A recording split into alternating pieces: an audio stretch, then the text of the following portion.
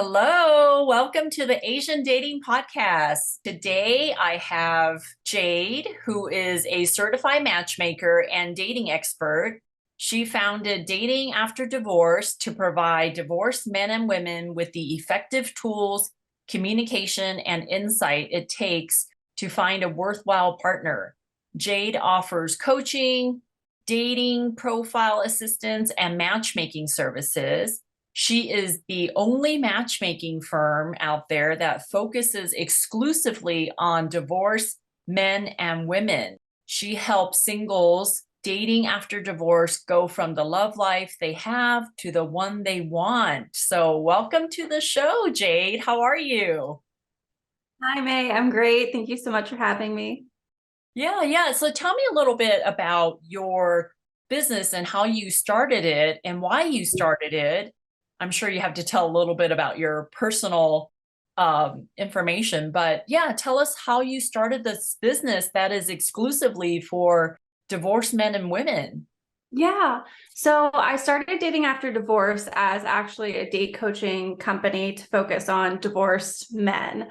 I'm divorced myself. My now husband was divorced, and we noticed that there was a large absence of support for men who were divorced and trying to date again, right? There's a lot of female-led empowerment for getting back out there, but I felt like when it came to the men, there were kind of crickets. And so I started date coaching for men, and then women started to come to me. And after we did the date coaching, they were like, well, Jade, like, can you help me a little bit more? Like, what about dating? And so it naturally progressed into matchmaking. So I myself am divorced. I know what it's like to get back out there and kind of be like, what the hell is happening? Excuse me. And it can be scary. And there's a lot of advice for those when they're dating in college. And then I wanted to work with people who just kind of needed a helping hand that felt like a third party that wasn't biased. Our friends and family are well-intentioned, but they're probably not the best people to go to for our love life. So I wanted to provide a safe and inclusive space to help people get back out there. So, the men who come to you, they work with you for how long before they feel like they're ready to get out there in the dating world? Yeah, so that's a great question. So my company, it's a boutique matchmaking company, but we also do things like date coaching, running people's dating profiles, and matchmaking. So it really depends on where they are in that dating after divorce process. So if someone's still going through the separation process and they're a bit scared to, say, download their first dating app or just don't feel like they have the confidence, I work with them for about 6 to 8 weeks doing date coaching. For running our clients' dating profiles, it's usually about 3 months. And then for matchmaking, I do it per match. So I usually cap it out at like 6 to 8 months, but it's more about quality over quantity for matchmaking. That's interesting that you started helping the men first out there, right? And then the women slowly came to you. I actually started helping women first, and then the men came to us. But then Interesting. now I mainly help men who wants to meet an Asian woman, and the men are the paying clients, and the women join my database for free. But that's interesting that you already started helping men out first. So is it easier to help men or women in your opinion? I love that. And May, I know you know this as a dating expert and matchmaker, but it's so interesting if we're speaking about like heteronormative couples and all the women are like, "Ah, it dating app sucks, dating sucks. It's all the men are terrible at dates." And then when you talk to straight men, they're like, oh, women are terrible at dating.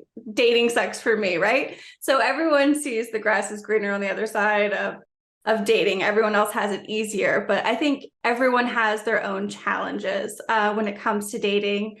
One of the things I recommend for anyone dating after divorce, and I am not a certified therapist, but I think everyone should have a certified therapist or a mental health specialist after their divorce, because a lot of times people just throw themselves into a new relationship as opposed to addressing maybe some responsibility they had in that marriage ending. So do you talk them through it kind of like a therapist, or do you say, I'm not going to touch on some deep issues. You need to sign up for a therapist yourself. Like, how do you draw the line? Yeah, so I'm not giving any medical health advice. I'm here to help you build confidence and put yourself in new situations and date different types of people after your divorce. But I always recommend, whether someone my client or someone just viewing my social media or getting my newsletter, is that it's necessary to work through things to get to that next chapter. Like, a divorce can be a terrible thing, but it can also be a gift in that we're allowed to take a step back, reevaluate what we want this next chapter to look like. And you can't make the best of this next chapter if you're just repeating the same things that you did previously. So there's always room for growth and room for change for the better. So I recommend a therapist and working with a dating specialist. So you've been doing this for about 5 years now, right? And we talked about matchmaking and date coaching and all that. So what are some things that you found that has really helped you after your divorce to get back out there and dating that you're implementing by teaching your clients that? What are some key things that really helped you aside from, hiring a therapist? Yeah, yes, everyone should have a therapist. So I started my company 3 years ago, but the reason why I wanted to help people is just because I felt like there wasn't a lot of support out there, right? So when I was dating after a divorce, I made plenty of mistakes, May. What kind of mistakes? Tell me, what kind of mistakes? I was a serial dater. I hadn't worked through my issues of resentment from the divorce. I kind of just thought that I was the complete package, and so everyone should just accept me as I am. I went out on so many dates per week. So these are just things that I try and address beforehand with my clients. I didn't have a strong sense of boundaries before my divorce. It's something I really worked on through therapy and also just through my own coaching and working with hundreds of singles, because boundaries are something that, unless we learned from our parents, we have to kind of learn on our own as adults, right? And I talk to my clients about setting healthy boundaries, about knowing what they will and won't deal with moving forward.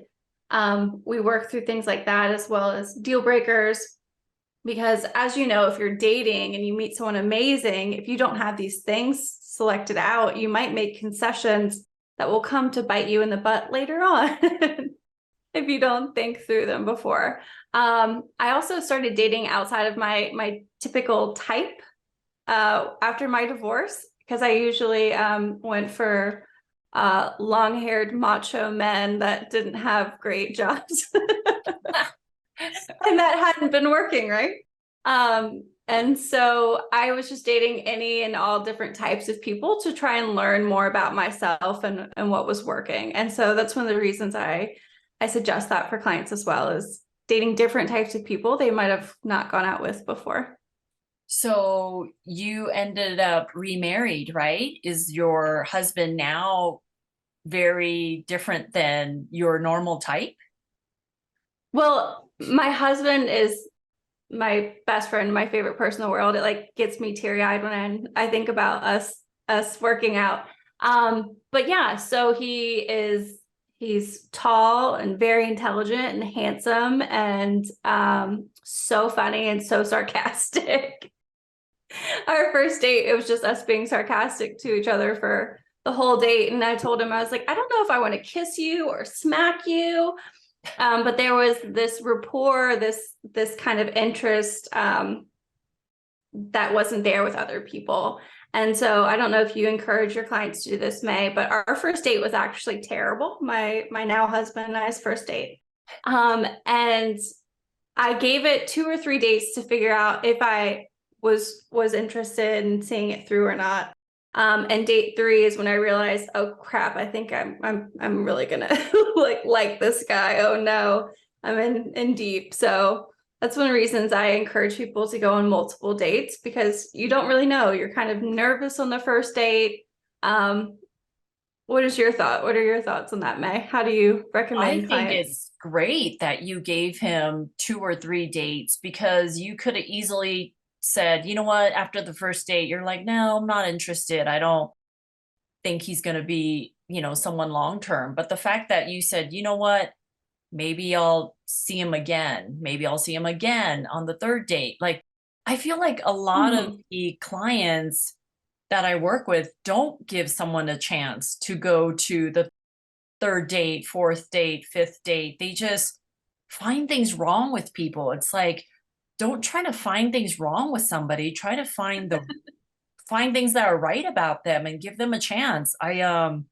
Yeah, when I used to date when I was single, I would also be too judgmental right away and not really want to date somebody if they didn't fit, the parameters that I was searching for. But I just feel like if someone meets 80% of your criteria, then you should give them a chance. Like find reasons to connect instead of try to find reasons to disconnect.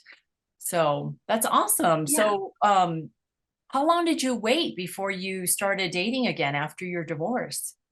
I would say about 6, 7 months is what I took myself, but that's a question that I get asked a lot, May, and you might as well, working with singles, is how long should I wait? And that's one of those things that I can give you an amount of time, but it's going to be different for each person, right? And there are certain states that require you to take a cooling off period after your separation or divorce. You might have like a messy, prolonged divorce.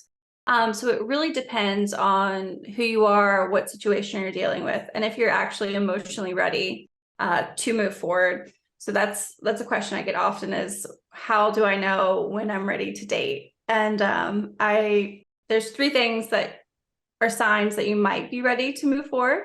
Um, One is you've let go of the past and you're no longer dwelling on that sense of disappointment and like remorse for what could have been for your relationship.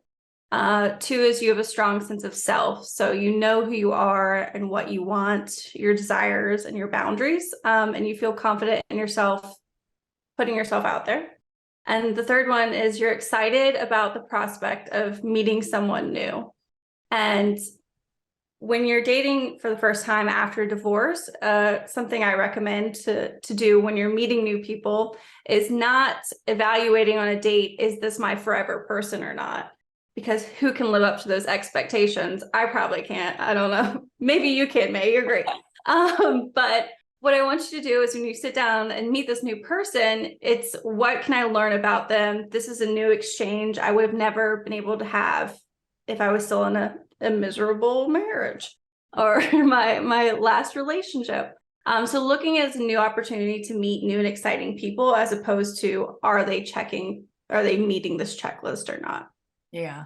No, I think you've nailed it. Like those 3 criteria or 3 things to think about before they feel like they're ready. And I tell clients the same thing. It's like, okay, you're ready to date when you could talk about your ex and not be bitter about it and be so like you want revenge or you Yes. still talk about them so negatively that it impacts how you feel about meeting someone for the future. Like if you can talk about them in a neutral sense and be okay with it and not get teary-eyed when you're talking to me about it and also be excited like you said about the future. Like, you know what? I'm curious about who I'll be meeting in the future. If, would she be a Yeah. blonde? Would she be a brunette? Like if you're curious about what's out there on top of not being bitter about your ex, then I feel like, okay, you might be ready to meet somebody and be ready to explore and see who's out there. So that's a good,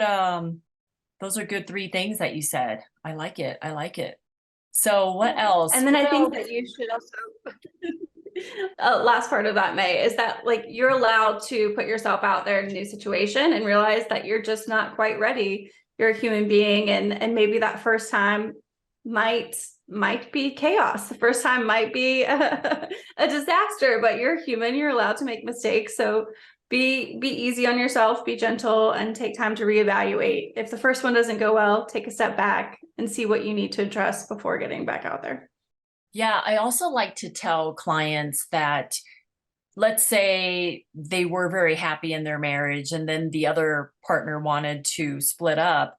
In order for you to get over that quicker, if you invite someone else on a date, try not to go to the same spots that you have all these great memories with your Mhm. ex, because that could be sad for you and it could affect your current date. So you should branch out and go to new places and do different things, so you're not constantly comparing your great ex-wife to your current date and have that kind of comparison. So you want to do new things and go to new places and have new experiences and new memories with your new partner or a new date. So yeah, I try to discourage them from going to the same spots that they have such great cherished memories at, but to create new experiences.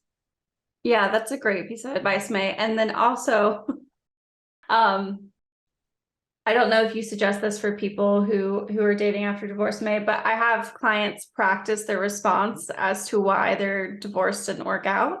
Oh, like Because an otherwise, answer, like a role yeah, play? Okay, yeah. what do you do? What do you I, do? I do role playing because otherwise some people get nervous and they word vomit and they want to be transparent and tell the truth, but sometimes the truth is a little too much on a first date. So I usually have them practice the response before going out on their first dates after divorce. And I tell them to usually just keep it very general and simple. If someone asks, be like, they were a great person. They were just not my person. And I wish them nothing but the best. So finding a version of that feels good to say is a great way of responding to that answer that we might get on a date, because your ex might have been a snake in the grass. They might have been the worst person you've ever met, but that's not the energy you want to bring into the first exchange with someone. I agree. I agree. Mhm. So if it didn't work out, not only for divorced couples, but also for anybody who's out there talking about their ex-boyfriend or ex-girlfriend, right? They could say, no, my ex-boyfriend was 6 months ago and he was a great guy. He just wasn't a great guy for me. And I wish Yep. him nothing but the best. I mean, he was smart, he was funny. We just didn't click that well, or he just wasn't my forever person. But I learned a lot in that relationship. I really feel like, I learned a little bit about myself or something like that. Yeah. Okay. These no, I think these are great things. I think try and just answer that question if they feel the need to ask that on the first date. Answer it, keep it simple, and move on. Because really, this is just about seeing if you're interested in this person or not, right? And I always suggest a second or third date unless the person made you feel unsafe, or they offended you to the extent that they can't explain themselves. And I say that because a lot of people, we're all coming from different backgrounds, like different socioeconomic classes, everything, right? So if someone might say something and mean no malice, no malicious intent, but you might take it being like, well, that was rude. Instead, you can be like, oh, what did you mean by that? Or can you explain that further? Right. Just not Yeah. take it to the next level. Right. Right. Mhm. Yeah. I read somewhere that you can always start a question out with the words what, as Mhm. not to say, well, why didn't you do this? That sounds like accusatory, but it's like, Mhm. what did you mean by that? Like that sounds better than, kind of accusing someone. And I actually started doing that with my husband. Like if he would say something to me and I didn't understand, instead of saying, why did you say that? Or, you know, why did you do that? It sounds so accusatory, but I changed the framing of my sentences and I would say, what do you mean by that? So it just sounds better, right? By starting a Right. sentence with the word what, starting a question with the word what. So anyway, getting backtracked here. 100%. Yeah, no, I mean, Um that's applicable. so Yeah. when a newly divorced person goes out on a date, do you prep them before they go? Do you talk to them beforehand just to give them a pep talk as a matchmaker, or what do you do to help your clients? Is this for coaching or matchmaking clients? Both It before they really, go on yeah. a So it date. really depends. So I always try and be supportive if they need like a quick phone call before to like go over things, whether it's talking points or things they might be nervous about. Even like I had a gentleman, I think he was in Alabama, and he had got out of a 25-year marriage, and it was his first date in 25 years.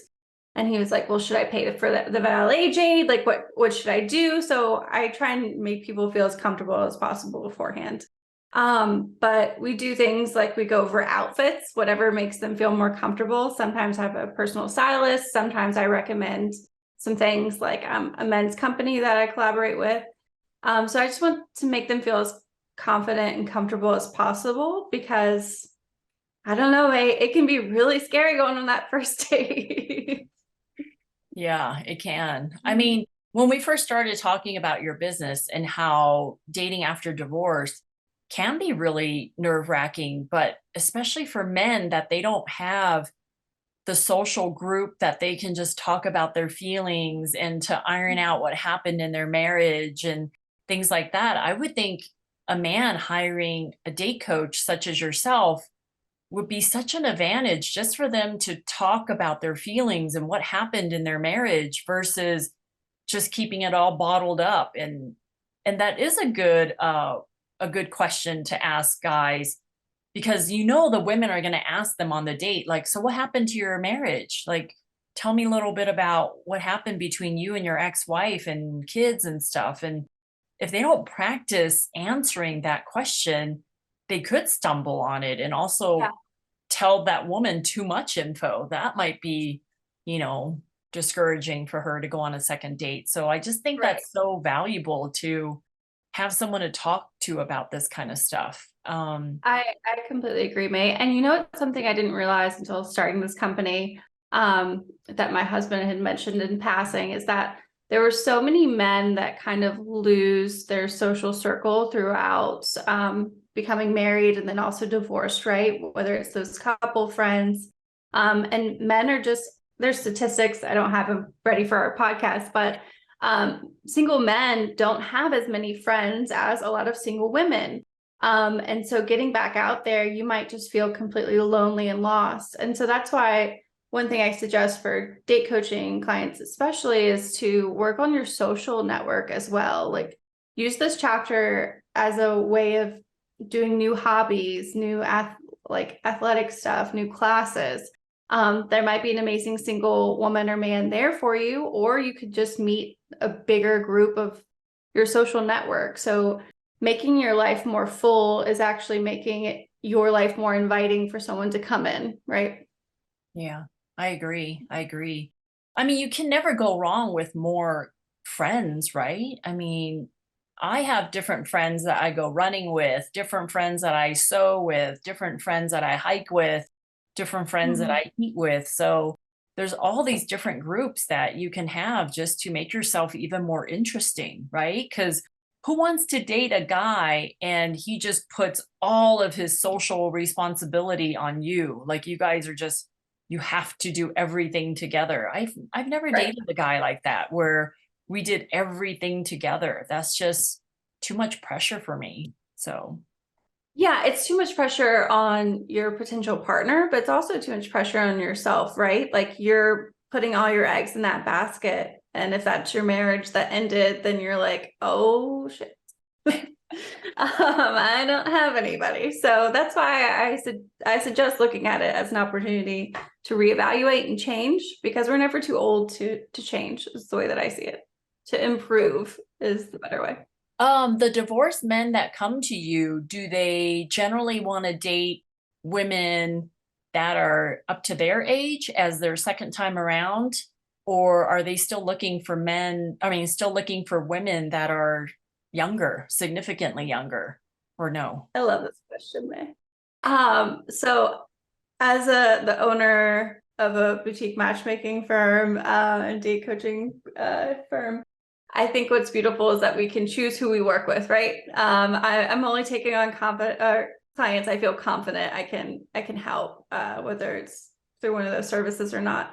So I don't work with men who want to date like a 20-year age gap, because I don't feel like that's equal, right? We're all getting different things from a relationship. I usually take on clients that are open to like a 10-year age gap.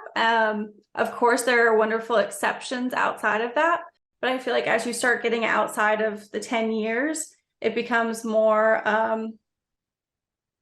imbalanced. Let's just say that. Yeah, yeah. Well, I guess it's also a little bit cultural. At least I know a lot of men that I work with, they do want to date Asian women that are 5 years younger, 10 years, 15, sometimes 20. Yes. Mhm. Do I have men that are in their 60s and 70s and want to date 20 years younger? Yes, I do. I do get Yeah. them. A few. But I also would take them on if A, they look young, B, they're still active, and C, they also admit that they're also open to dating women a little bit older. So not just 20 years younger, but hopefully they're open to also 10 years younger. Right. And there are exceptions to each age range, right? There are 6-year-olds that look like they're in their early 40s that are in better shape than people in their 40s. So Yeah. there are always exceptions. But I think we've all come across those individuals who want certain things that, let's say it's a overweight man in his 60s who looks 60s, who wants supermodels but doesn't want to be dated for his money.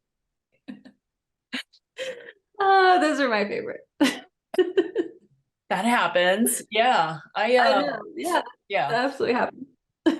Yeah, I guess it depends. There are also some women that are open to dating a lot older because they want that kind of lifestyle where they Right. want, so I guess it depends. But yeah, I try not to take on somebody who wants a huge age gap unless there's a really good reason for it. But yeah, it happens. Yeah.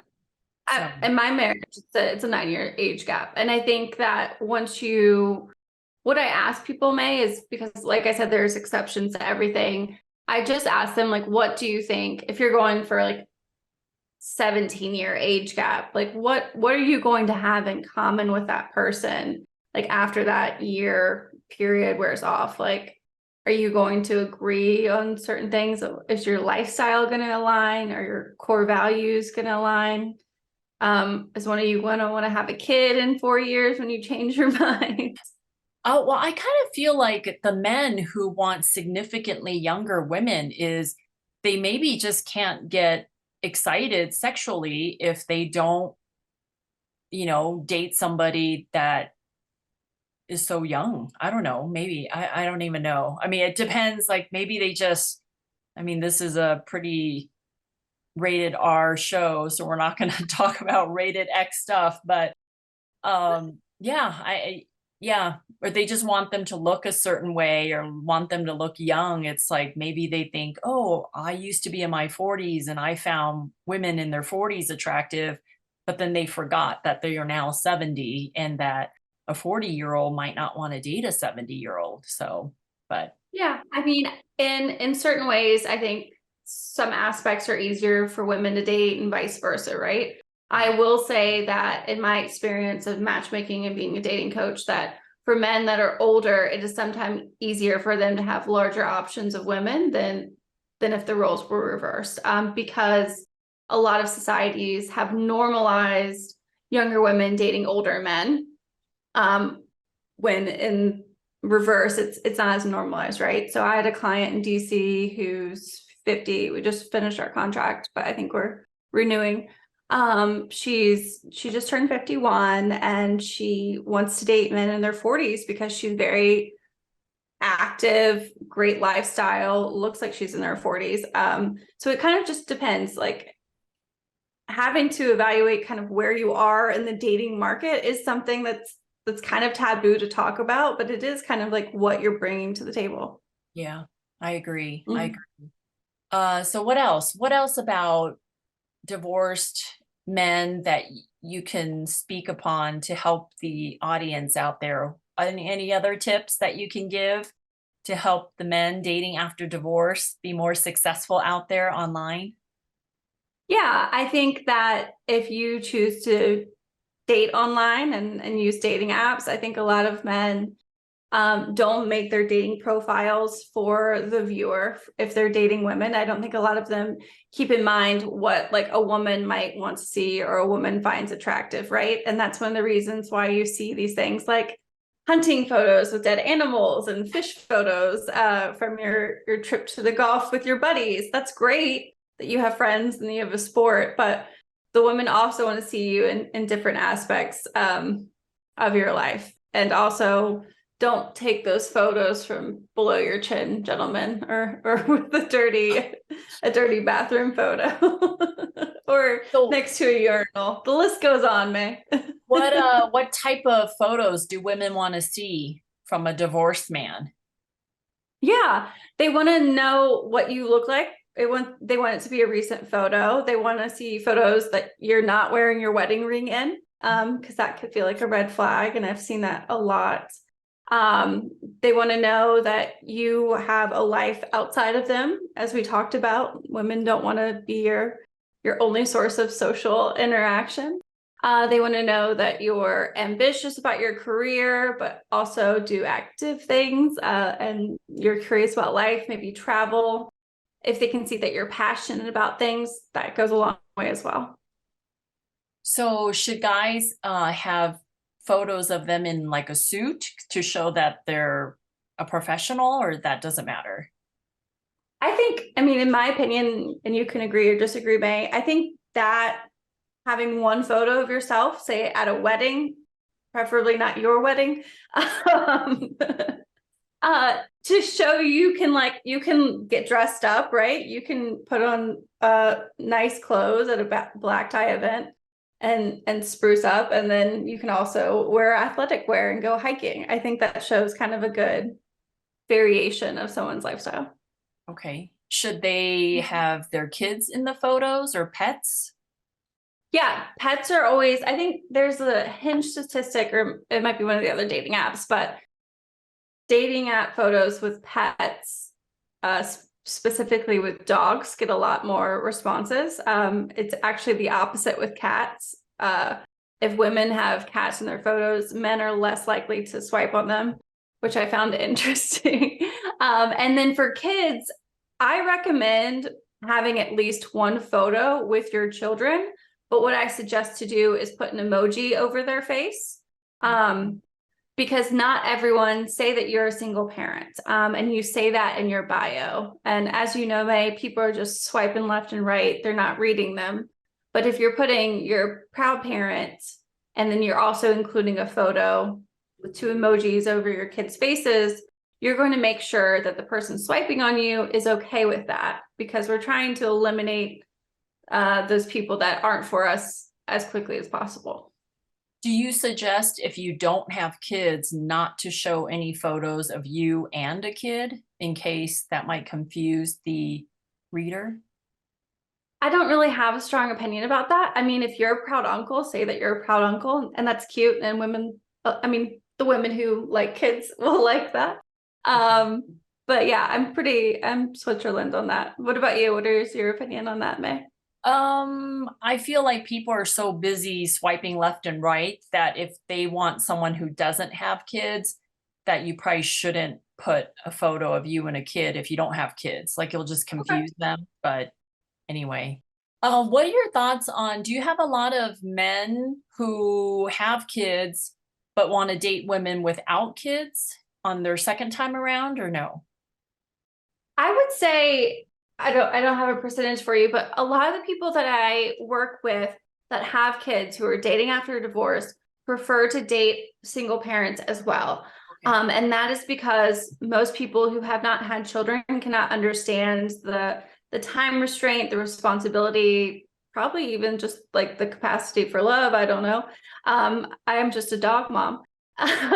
But it's just easier for someone that's also a single parent to understand. But with that, you have to make sure that you're co-parenting times align. Right, right. Okay. Mhm.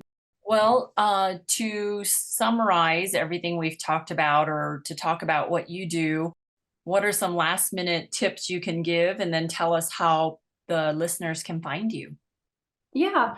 My advice for dating after divorce is work on yourself. This is your time to shine. Go out with different people and enjoy the ride. And you can find me at datingafterdivorce.com or follow me on Instagram for daily tips at dating_after_div. And do you work with men all across the US or specific areas? Yeah, so most of my clients are in California and the East Coast, but I have clients throughout the US and then also in parts of Canada. Okay. Is there a certain age range you specialize in? Yeah, so I prefer to work with 30 to 55-year-olds. If someone's over 60, I can refer them to a trusted colleague, but those are the age ranges that I work with. Okay. Okay. Very good. Well, Jade, thank you so much for joining me today. I appreciate it. I love picking your brain, and I feel like you are the only matchmaker I know that specializes and dating coach specializes in dating after divorce, right? So you don't have Um, a whole lot of competition out there with what you do. no, I have amazing matchmaking and dating expert colleagues, but yeah, as far as I know, I'm the first and only matchmaker to work exclusively with the divorce community. I like that. I like that. Well, thank you so much for joining me on the show. And ladies, if you're listening, I would love for you to fill out a profile with me so I know where to find you in case I have a great guy, whether it's through Jade or someone else that's looking for you. I would love to set you up for free. It's a free resource for women, and I hope you take advantage of that at twoasianmatchmakers.com. And thank you, Jade, for joining me. Have a good rest of your day. Thank you, May. It was a pleasure. Okay, bye.